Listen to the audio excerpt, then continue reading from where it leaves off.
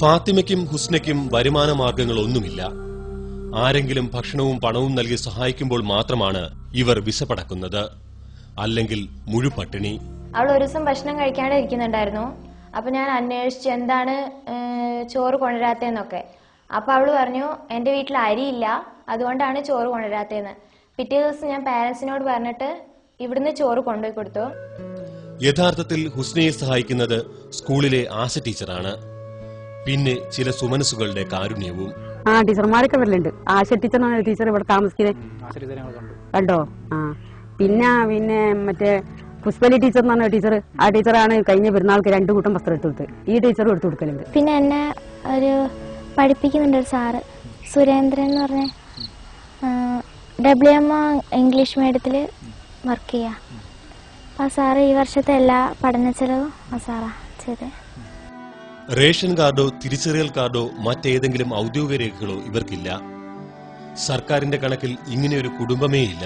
അവർക്ക് ആവശ്യമായിട്ടുള്ള അവർക്ക് വീടോ അല്ലെങ്കിൽ അവരുടെ റേഷൻ കാർഡോ വോട്ടേഴ്സ് ലിസ്റ്റോ ഒരു അഡ്രസ്സ് പോലും ഇല്ല. അവർ ഇങ്ങനെ താമസിക്കുന്നുണ്ടെന്ന് ഈ പരിസരത്ത് അന്വേഷിച്ചാൽ പോലും അറിയാൻ കഴിയാതെ ഇരുളറിഞ്ഞൊരു അവസ്ഥയിലാണ് അവർ താമസിച്ചുകൊണ്ടിരിക്കുന്നത്. കുടിലിലേക്ക് എത്തുന്ന അയൽക്കാരന്റെ വൈദ്യുതി വെളിച്ചത്തിന്റെ നേർത്ത വെട്ടത്തിലാണ് പലപ്പോഴും ഹുസ്നയുടെ പഠനം. സമീപത്ത് കാണുന്ന മണ്ണെണ്ണ വിളക്ക് പോലും ഇവർക്ക് സ്വന്തമല്ല. എന്നാലും ഹുസ്ന പഠനത്തിൽ ഒന്നാമതാണ്. ഇംഗ്ലീഷും കണക്കും പഠിക്കാൻ വിഷമമുണ്ട്. ആഗ്രഹമുണ്ട്, പക്ഷെ പോകാൻ കഴിയാത്തോണ്ട് പോക്കില്ല. ഡോക്ടർ ആവാനാണ് ആഗ്രഹം. ഡോക്ടറാകാൻ കൊതിക്കുന്ന ഹുസ്ന നന്നായി ചിത്രം വരയ്ക്കും.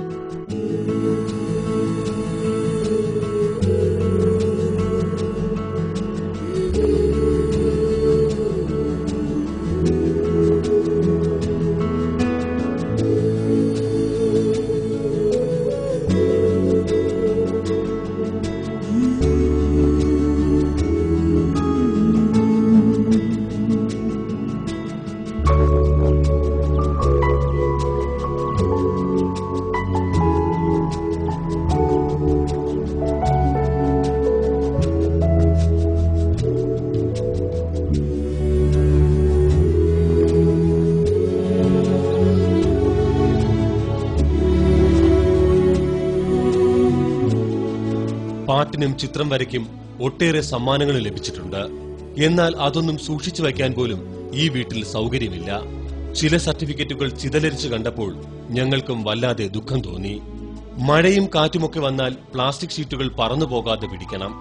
ഒരു കൈകൊണ്ട് പ്ലാസ്റ്റിക് ഷീറ്റും മറുകൈകൊണ്ട് പുസ്തകവും പിടിച്ചാണ് മഴക്കാലത്തെ പഠനം.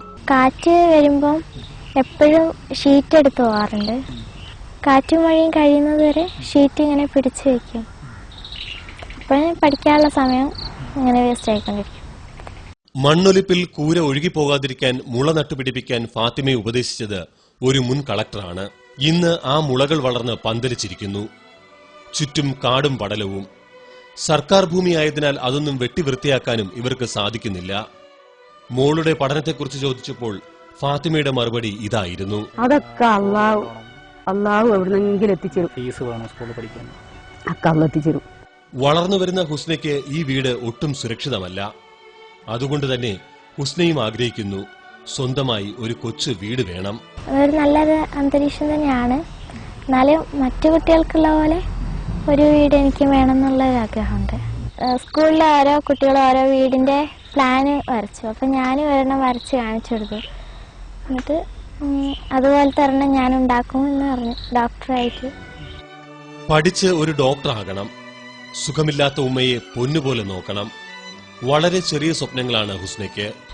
ജീവിച്ച് എങ്ങനെങ്കിലും പോണമെന്നല്ല, ഒരു നല്ലൊരു ജോലി നേടിയിട്ട് ഉമ്മയെ ഈ കഷ്ടപ്പാടിനൊക്കെ ഒന്ന്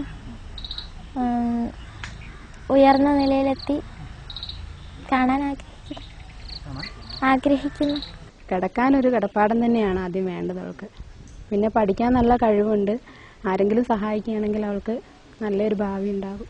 ഇവരെ ഈ കുടുംബത്തിന് സഹായിക്കാൻ കഴിഞ്ഞിട്ടുണ്ടെങ്കിൽ നമുക്ക് ഈ ഇത്രയും കഴിവുള്ള ഒരു കുട്ടിയെ സഹായിക്കുന്നതിനും ഈ ഉമ്മയ്ക്കുള്ള മാനസിക വിഭ്രാന്തി ചികിത്സിച്ച് മാറ്റുന്നതിനും കഴിഞ്ഞിട്ടുണ്ടെങ്കിൽ നമുക്ക് സമൂഹത്തോട് ചെയ്യാൻ കഴിയുന്ന ഒരു വലിയൊരു നേട്ടമായിട്ട് ഞാൻ കഴിയും.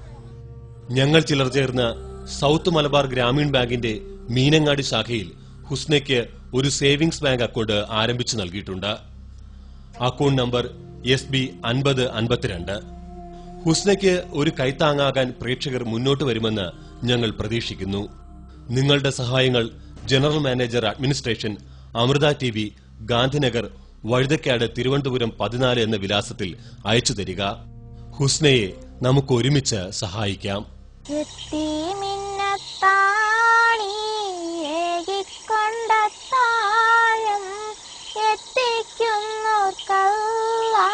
നൽകിയിടും സഹായം മുത്ത് റസൂലിന്റെ മൊഴികളറിന്തുള്ള മുത്തക്കിങ്ങൾ കാണിന്ന് സ്വർഗത്തിലെത്തായം.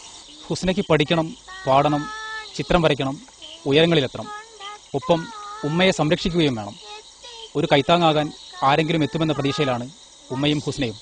Citizen journalist